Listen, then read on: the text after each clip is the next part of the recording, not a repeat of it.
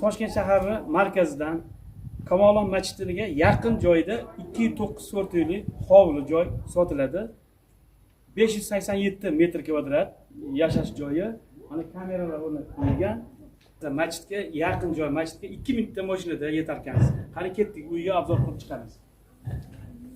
Hop, hovliga kirganimizda mana kamida bir ikkita yoki siqishtirsa 3 ta ham mashina sig'ar ekan. Bu yerda uy isitish uchun sanuzel nimalar qo'yilgan, abagrevator shunaqa narsalar qo'yilgan. Xonalar soni 6 ta, 4 ta sanuzeli bor. Qani ichkariga kirib xonalarni obzor qilib chiqamiz. Hop, mashinangizni qo'yib, bu yerdan bunday chiqib kelasiz. Mashinangizga odam tushirib, bu yerdan kirib kelsa bo'ladigan eshik bor ekan. Bu tomonda letniy kuxnya bo'ladi.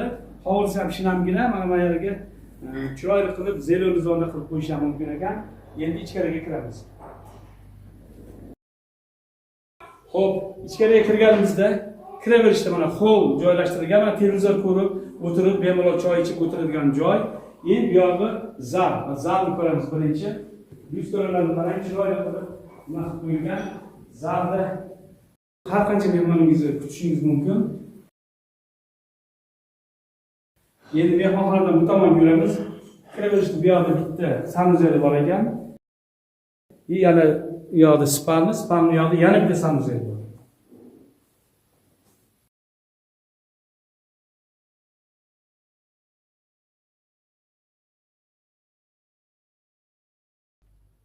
O birinchilarda eng ayollarimiz uchun kerakli joy, mana oshxonasi. Oshxonaning remontini qarang. Remontida buni ko'rgan ayollar ketgisi kelmay qoladi uydan. Remontlar juda ham zo'r. Mana qarang, bu joyda o'tirib nonushta qilasiz, oilali o'tirib bemalol. Bu yerdagi texnika, mebel, hamma narsani qoldirishar ekan, o'zlari faqat kiyim-kechagini olib chiqib ketishadi. Hamma narsa qoladi. Pol, to'g'ri pol qilingan, oshxonadan to'g'ri hovliga chiqish mumkin ekan, bu yoqda zalga, hovliga chiqish mumkin. Oshxonadan chiqib, ikkinchi etajga chiqamiz. Ikkinchi etajda mana bu zinaboyalarni chiroyli qilib, marmarlardan remont qilib qo'yilganini qarang, juda ham chiroyli remontlar. Hop, ikkinchi etajga chiqamiz. Mana ikkinchi etajda buni koridor deymizmi, hol deymizmi? Remontlari ham chiroyli qilingan, aboylarni qarang, yaltirab turishini. Bundoq bu yoqda ikkinchi chapga yurganimizda zal, buni ham zal mehmonxona qilib qo'ysak bo'ladi. Mana bu yerda hozir uy egalari namoz o'qishar ekan. Bundan bu tomonga o'tamiz. Keyingi xona bu spalni bo'ladi. Spalni keyingini qarang, keyingina shinamgina spalni, remontlari ham juda ham zo'r. Spalni bu tomonda yana bitta sanuzel bor. Sanuzeli ham remontlari juda ham oxirgi modeldagi remontlarni qilib qo'yishdi.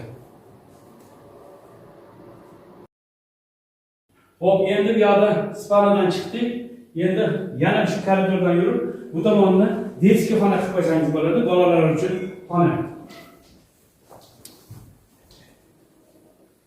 Mana bitta xonasi, shinamgina bitta xona.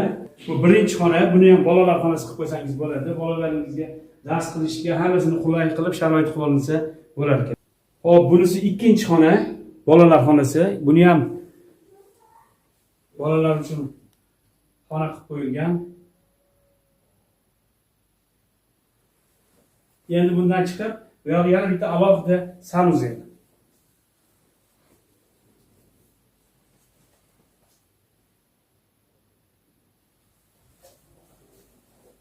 Hop, uyimizni hammasini obzor qilib chiqdik. Birinchi etajda ikkita xona bor ekan, bitta zal, bitta spalni, bu yoqda oshxona. Ikkinchi etajda 4 ta xonasi bor, bitta zal, bitta spalni, ikkita bolalar xonasi. Tepada ham ikkita sanuzel, pastda bitta sanuzel bor ekan. Hop, narxiga keladigan bo'lsak, $300,000 so'rashyapti. Ekran ostiga telefon nomerlarini qoldiramiz. Egasi bilan bemalol savdolashib olishingiz mumkin. Uyga hamma yog'i to'pli pol qilingan. Remontlariga kelsak, remontlar atrishni remont, faqat eshiklarni qo'yib olasiz. O'tgan yil 24-yil qurilgan uy, yaqinda ko'chib kirishgan, lekin uy egalari boshqa shaharga ko'chib ketish planida chiqib qolganligi uchun bu uyni sotib, boshqa shaharda yana boshqa uy olish kerak. Shu maqsadda sotilyapti. Aslida bu o'zlari uchun qurilgan uy. Bu uyni rosa maqtayversam, egasini sotgisi kelmay qolishi mumkin. Tez telefon qiling, tez savdolashib oling. Ayniqsa Marmara News kanaliga a'zo bo'ling.